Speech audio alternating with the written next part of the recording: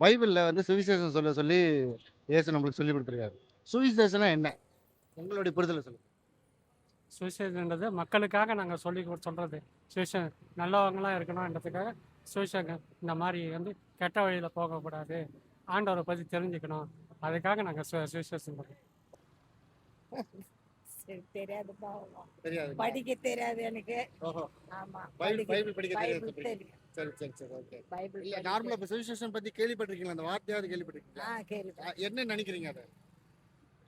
இன்னும் கர்த்தர் மேல விசுவாசமா தான் நினைக்கிறோம் நாங்க. ஓகே. இயேசு கிறிஸ்து தான் சுவிசேஷம்.